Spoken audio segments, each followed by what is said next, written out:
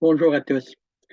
Nous continuons notre étude sous sa bannière. Ceci est le vidéo numéro 6. Aujourd'hui, continuons la préparation du corps de Christ pour le combat à venir.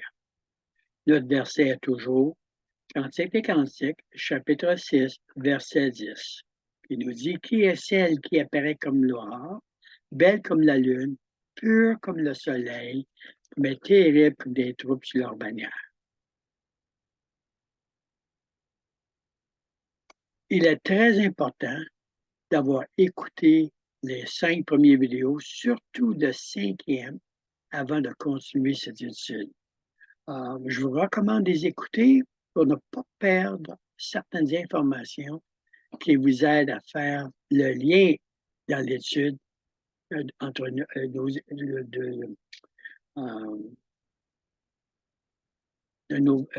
lien entre les versets de notre étude. Aujourd'hui, nous étudions comment Dieu va produire l'unité de son corps pour que l'on devienne une armée puissante sur sa bannière, sur notre bannière qui est Christ. Premièrement, nous, le corps de Christ, devons comprendre que nous sommes appelés à détruire toute la noirceur de la corruption produite par le péché dans le monde, pour que la lumière de la gloire de Christ, qui est notre soleil, remplisse toute la création. En souvenons-nous toujours que toute la création nous attend. Je relis parce que c'est important des fois de relire certains versets pour que ces versets entrent en nous et qu'ils deviennent une révélation, une réalité dans nos vies. Donc, les paroles de Paul en Romains 8, versets 19 à 21. Aussi, la création attend-elle avec un ardent désir la révélation des fils de Dieu. Car la création a été soumise à la vanité, hein? Notre vanité, notre péché d'orgueil. Non de son gré, mais à cause de celui qui l'y a soumise.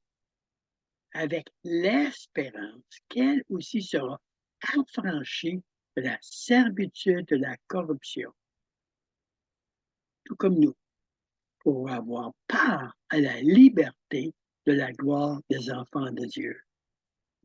Toute la création nous attend. Jean nous dit en Apocalypse 21:1, puis je vis un nouveau ciel, une nouvelle terre, car le premier ciel et la première terre avaient disparu. Ici, je vais donner une note très, très importante. Le mot nouveau vient du mot grec kénos, qui veut dire fraîcheur, c'est-à-dire remis à neuf, rafraîchi, non détruite comme certains supposent, mais plutôt que la création entière attend d'être affranchie de la corruption et retrouver sa fraîcheur originale. Est-ce qu'on me suit? Voyons, le Seigneur, Dieu, on voit en Genèse, nous donne la terre en héritage. Dominion qu'on dit en anglais. Nous sommes à gérer la terre, à garder la terre, à prendre soin de la terre. Dieu n'a pas créé la terre pour qu'elle soit détruite, mais pour qu'elle soit rafraîchie. Donc, si nous voulons voir la création affranchie de la corruption et refléter la gloire de Dieu, nous, les enfants de Dieu, devons premièrement, nous, refléter la gloire de Dieu en Christ. C'est notre responsabilité. Parce que c'est à nous que Dieu a donné la responsabilité de prendre soin de la terre. Je vous encourage encore de relire 1 Corinthiens 15, versets 45 à 53. Verset 45 nous dit, c'est pourquoi il est écrit, le premier homme, Adam, devient une âme vivante, mais le dernier Adam qui est Christ est devenu un esprit vivifiant, c'est-à-dire un esprit qui donne vie. Faites-vous la première béatitude de Jésus? Pauvre en esprit, car nous sommes tous pauvres en esprit. Nous n'avons pas l'esprit vivifiant qui donne la vie. Mais en Christ, nous avons cet esprit. qui donne la vie. Voilà pourquoi nous devons garder nos yeux sur le soleil, qui est la révélation de la gloire de Dieu, l'Esprit de Dieu, l'Esprit de Christ, notre bannière. Si nous voulons devenir une armée puissante, délivrant la création de la corruption à laquelle elle a été soumise par notre péché. Je répète certaines choses parce que je veux vraiment que ça fasse vie dans nos cœurs, que l'on comprenne dans nos cœurs l'importance de notre salut, l'importance du pourquoi Dieu nous garde sur la terre et l'importance du combat que nous pouvons faire face. Mais malheureusement, beaucoup d'entre voyants ont leurs yeux sur la lune morte, c'est-à-dire sur eux-mêmes, plutôt que sur Christ, notre bannière. Si vous croyez que vous allez vaincre l'ennemi par les forces charnelles, par tous nos rituels religieux, vous vous trompez. L'ennemi est vaincu par la gloire de Dieu en Christ. Il ne donne plus de puissance à l'ennemi.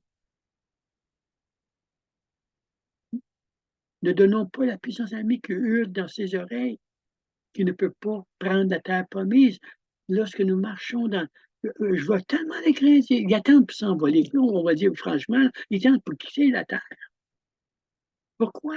Une peur terrible parce qu'ils regardent vers eux pour conquérir la terre et détruire l'ennemi et apporter la gloire de Dieu.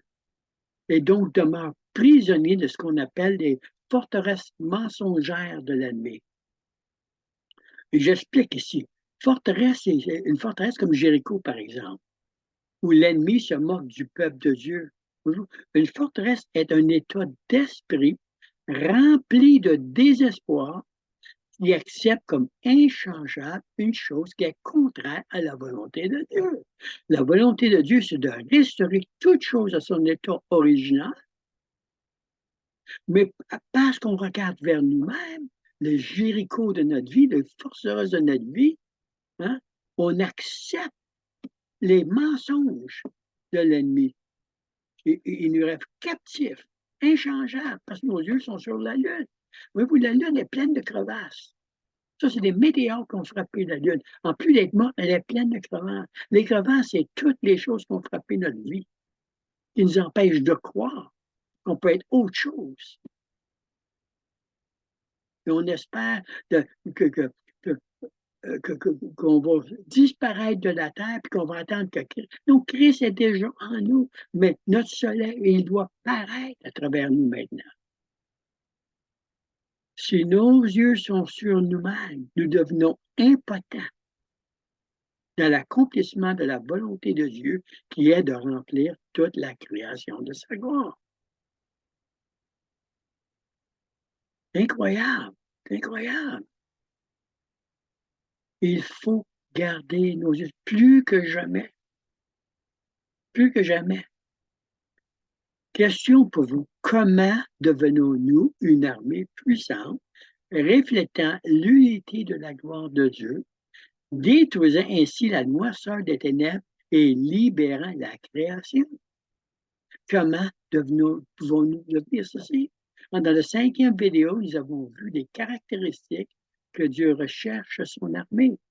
Et si vous n'avez pas écouté la 5e vidéo, je vous recommande, arrêtez cette vidéo, allez écouter le 5e, je vais mettre le lien dans le bas des commentaires. Et avant de continuer, c'est important que vous regardez, constatez les caractéristiques que le peuple de Dieu, que le corps de Christ est appelé à avoir pour détruire les forces des ténèbres. Dans cette 5e vidéo, j'ai aussi mentionné que l'officier, c'est-à-dire que l'officier interrogé par le journaliste a répondu à la question comment formez-vous cette attitude dans vos recrues? Autrement dit, comment formez-vous ces caractères dans ces recrues? Comment formez-vous cette caractéristique, oui? Et comment est-ce que ce qu'il va répondre, comment nous, les caractéristiques de Dieu, sont formées en nous? Voici ce que l'officier a répondu.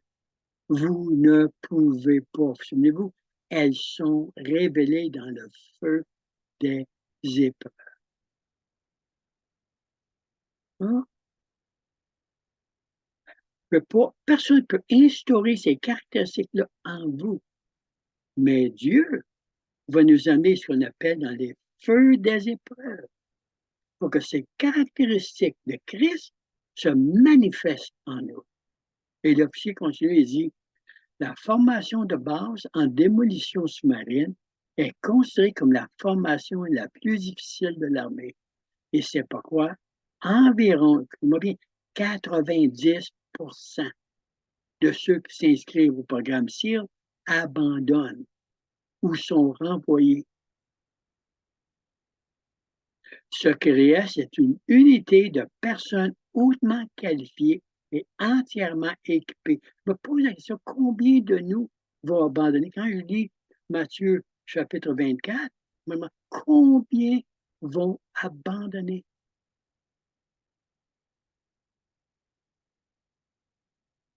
Continue, chacun valorisant l'homme à côté de lui plus que lui-même et est prêt à mourir pour une cause plus grande que lui-même. C'est la réponse de l'officier. Donc, une unité, et c'est ce que Dieu va former, une unité de son corps qui est prêt à mourir pour une cause plus grande que nous-mêmes. La cause de Christ, la gloire de Dieu. Priez-vous de notre Père. Parce que c'est ça, que la gloire de Dieu remplisse la terre. Ma question pour vous aujourd'hui est, êtes-vous prêt à mourir pour une cause plus grande que vous-même? Êtes-vous prêt à mourir pour Christ? Êtes-vous prêt à mourir pour que la création retrouve la gloire que Dieu lui a donnée et qu'il veut restaurer? Êtes-vous prêt à mourir pour voir la gloire de Dieu remplir la terre et que son nom se louer partout, glorifié partout? Si oui, alors écoutez la réponse de l'officier à comment ceci va se produire. L'épreuve est Navy-SEAL. Épreuve que nous allons aussi avoir à faire face. L'officier répond, la dernière semaine d'entraînement des Navy-SEAL est la plus difficile de toutes. Ils passent 6 jours, écoutez-moi bien maintenant, sans dormir, poussés dans leur entraînement et être harcelés par leur entraîneur. Et ils continuent. Imaginez-vous 6 jours sans dormir, entraîner, courir, etc., tout ce qu'ils doivent faire, et harcelés par leur entraîneur. Mais c'est la dernière journée qui est la plus difficile. Voyez-vous, le 6e jour, ils doivent passer 15 heures dans l'eau glacée. 15 heures, ils n'ont pas dormi de la semaine. Ils doivent passer les derniers 15 heures dans l'eau glacée, pendant que les entraîneurs continuent de les harceler. Hein? Comme par exemple, il dit, si seulement 5 de vous sortent de l'eau et sonnent la cloche d'abandon, vous pourrez tous sortir de l'eau. Ceci nous aide vraiment à comprendre pourquoi 90% ne réussissent pas à devenir des Navy-SEAL. Et pourtant, ils sont déjà tous formés comme soldats de l'armée régulière.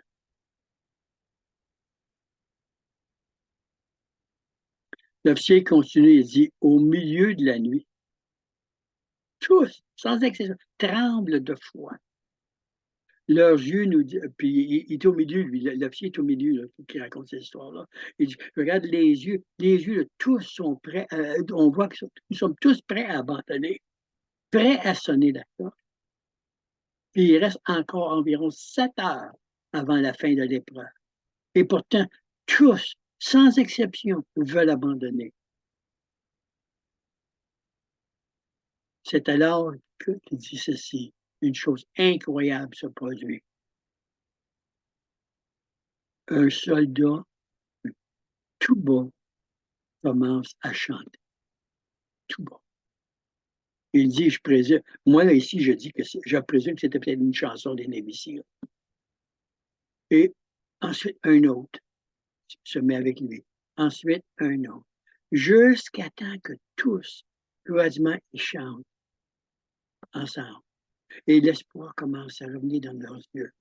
Et là, les officiers sur le bord contre les harceler. Si vous continuez à chanter, vous allez rester plus longtemps dans l'eau.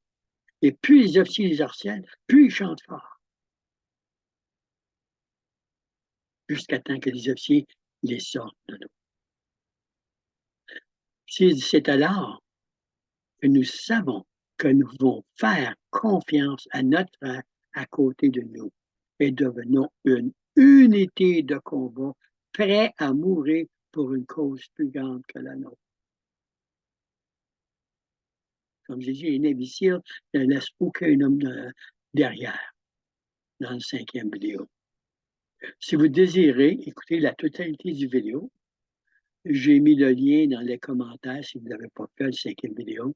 Je vous encourage fortement de l'écouter. Cette 5e vidéo nous aide à revoir les caractéristiques voulues pour produire cette unité. Unité dont Jésus lui-même a prié que se produise en nous.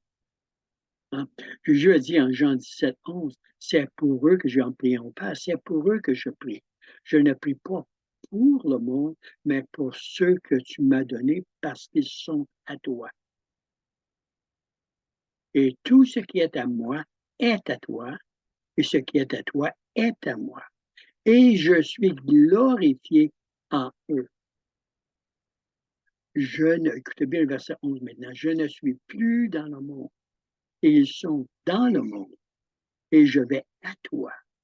Père, garde en ton nom ceux que tu m'as donnés, afin qu'ils soient un comme nous. Un comme nous sommes. Nous sommes à être un dans la gloire, dans le Christ. Nous sommes devenus un dans le caractère de Christ, notre soleil. Pourquoi? Jean, chapitre 17.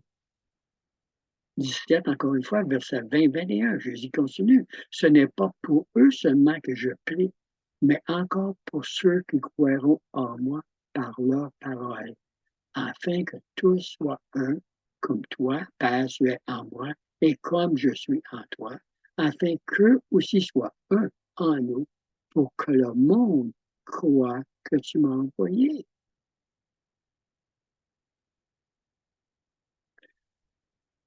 Notre division dans l'Église, de toutes les divisions qui existent, est la plus grande des raisons de la non-croyance en Christ dans le monde. Voilà pourquoi nous, le corps de Christ, subirons l'épreuve de notre unité avant le combat final. Je répète, voilà pourquoi nous, le corps de Christ, subirons l'épreuve de notre unité avant le combat final. Épreuve qui a déjà commencé à travers le monde. Voyez-vous, le Seigneur, notre Père Céleste peut enlever l'ennemi comme ça. Comme ça. Paf, c'est fini. Nous devons devenir une armée terrible sur notre bannière, qui est Christ. Dans la prochaine vidéo, je vais arrêter cette vidéo ici. Je veux vraiment que vous réfléchissiez à ce que j'ai dit aujourd'hui, et même regarder encore une fois le numéro 5 et regarder toutes les vidéos à partir du vidéo 1 si vous en êtes capable. Dans la prochaine vidéo, nous verrons comment Dieu va nous mettre et nous met à l'épreuve afin de révéler en nous le caractère de sa gloire, le caractère de Christ et livrer la création entière des conséquences de la corruption apportée par le péché. Je prie pour nous maintenant. Père, c'est ce que je viens de dire aujourd'hui, c'est énorme. Je sais que c'est énorme. Tellement, tellement, tellement de mes frères et sœurs n'ont pas compris la raison de notre salut, n'ont pas compris notre raison d'être. Seigneur, aujourd'hui, je te demande de nous garder dans ta volonté. Seigneur, que notre prière, que ta gloire soit manifestée à travers toute la création, soit la chose la plus importante dans nos vies. Pour que nous soyons prêts à sacrifier nos vies pour voir ta gloire se manifester dans toute sa beauté. Car nous savons que nous avons tous péché, manqué la marque de ta gloire. Glorifie-toi en nous, glorifie ton nom. Même aujourd'hui, Seigneur, grandis-nous dans la révélation de qui Jésus est en nous et qui nous sommes en lui. Aide-nous à garder nos yeux sur le soleil de la gloire, d'enlever nos yeux de sphère morte, de détruire les mensonges de l'ennemi qui veut que nous gardions nos yeux sur la lune morte. Détruire les forteresses. Aide-nous à garder nos yeux sur l'âge de l'Alliance, comme ton peuple a fait de tous les jours qui ont marché autour de Jéricho. Et que les murs sont tombés. Que les murs tombent dans nos vies. Et que ta gloire soit manifestée. Dans le nom de Jésus. Amen et Amen. Je sais encore une fois que c'est beaucoup de choses que j'ai dit aujourd'hui. Et c'est peut-être pour plusieurs de vous la première fois que vous entendez un message semblable. Je répète, revoyez le message, revoyez les Écritures, portez attention, car maintenant, nous sommes le corps de Christ et nous sommes unis en lui, dans son caractère.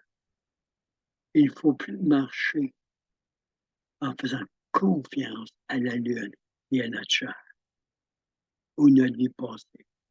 Elle est morte. Elle est morte. Faisons confiance maintenant à qui nous sommes, le corps de Christ. Et gardons nos yeux sur notre soleil, sur notre bannière. Passe une belle journée jusqu'au prochain vidéo.